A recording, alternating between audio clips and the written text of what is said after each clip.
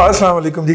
پاکستان کے اندر ہم یہ کام جب کرتے ہیں تو ہماری بہت ساری ٹریفک اور جو ہماری ٹیم ہے وہ بتاتی ہے کہ جی 30 سے 50% ٹریفک جو ہے وہ انڈیا سے بھی آتی ہے اور 70 سے 80% تک گالیاں بھی انڈیا سے آتی ہیں.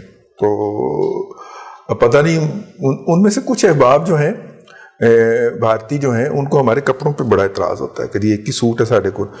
تو میں بڑے ضبط کے بعد آپ کو اتنا مسئلہ ہے ہمارے کپڑوں سے تو آپ جیجا جی کو کچھ بھجوا دیجیے نا وہاں سے سوٹ ہم پہن لیں گے ان کو. یار مطلب کانٹینٹ کی بات ہوتی ہے یار, آپ کانٹینٹ پہ دھیان دیا کریں, آپ اس کے اوپر تبصرہ کیا کریں, آپ کو اس کا کیا بنتا ہے. پچھلے دنوں انہی میں سے ایک صاحب نے کہا کہ جی آپ اس پہ بات کیوں نہیں کر رہے, وہ جو انڈیا سے امپورٹ کے نام پہ فراڈ ہوا ہے اور اتنے کروڑ ڈالر جو ہے وہ اتنے ارب روپے کا جو ہے یہ جو فراڈ ہے, مطلب کم از کم 30 سے 35 ارب روپے کا جو ہوا ہے. اچھا یہ ہمیں اس کے بارے میں تھوڑا سا تو علم تھا لیکن ہم چاہ رہے تھے کہ پاکستان میں سرکاری طور پہ یہ وہ 5 جو مئی کی جو کیبنٹ میٹنگ تھی, فیڈرل کیبنٹ میٹنگ تھی, اس کے اندر یہ ایشو ٹیک اپ ہوا. اور ایشو کیا ہے؟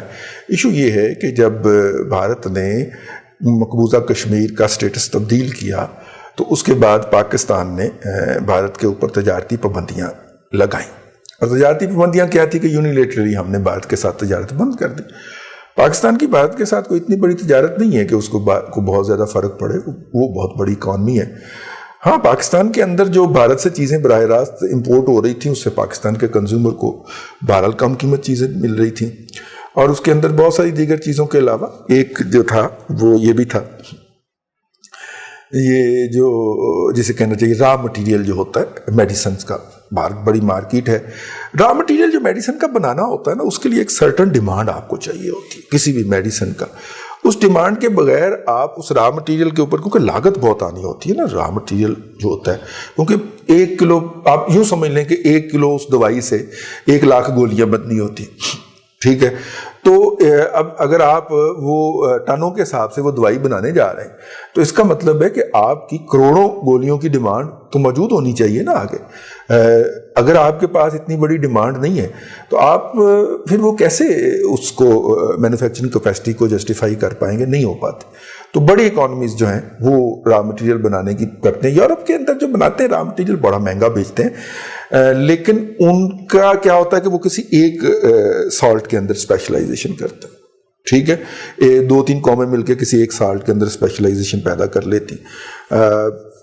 اسی طرح یہ لیکن انڈیا اور چائنا 2 ممالک ایسے ہیں, اور تیسرا امریکہ ہے, کہ ان کی لوکل ڈومیسٹک ڈیمانڈ بھی ٹھیک ٹھاک ہے اور وہ اپنا جو اسپل اوور ہوتا ہے وہ دوسروں کو ایکسپورٹ کرتے ہیں. تو ہم انڈیا سے میڈیسن کا را مٹیریل امپورٹ کرتے تھے جس کی امپورٹ بند ہو گئی.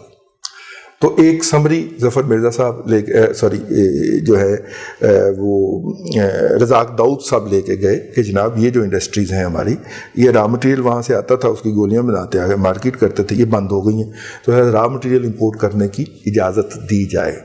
کبھی نہ نے اپروول دے دی. 5 مئی کو معاملہ ٹیک اپ ہوا کہ جناب ہم نے تو اجازت, ظاہر ہے دوسری پارٹی پہنچی نا, ہاں دوسری پارٹی نے کہا کہ جناب آپ نے تو را مٹیریل امپورٹ کرنے کی اجازت دی تھی, یہاں پہ تو پیراسیٹامول تک جو ہے وہ امپورٹ ہو رہی ہے بھارت سے, جو کہ روزانہ آپ کو گھر میں اگر سر درد ہو تو آپ استعمال کرتے ہیں. تو جب اس کی تحقیقات ہوئی تو پتہ چلا کہ ہر برانڈ کی دوائیاں آئی ہیں, تقریباً 380 برانڈ کی دوائیاں جو ہیں وہ مختلف صورت میں امپورٹ ہوئی ہیں جو کہ نہیں ہونی چاہیے تھی. را مٹیریل کے اوپر اگر آپ را مٹیریل 0% ڈیوٹی پہ تھا نا, تو یہ جو میڈیسنز تھیں ان کے اوپر تو 300%, 400%, 500% تھی.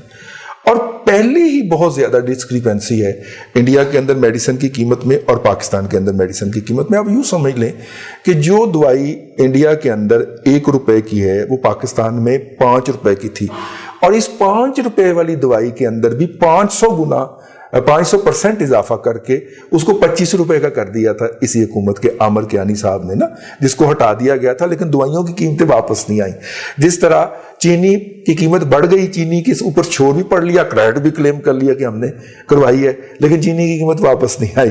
آٹے کی قیمت بڑھ گئی, ہم نے اس کا وہ بھی کروا لی, ٹھیک ہے, صوبائی منسٹر بھی پھڑکا رہی ہے, لیکن آٹے کی قیمت واپس نہیں ہے. تو اسی طرح دوائیوں کی قیمت جو تھی, اب آپ دیکھیں کہ وہ 1 روپے والی دوائی جو تھی وہ 25 روپے میں جب جس بندے نے امپورٹ کر کے بیچی ہوگی تو اس نے تو لمبا ہی مال بنایا ہوگا نا.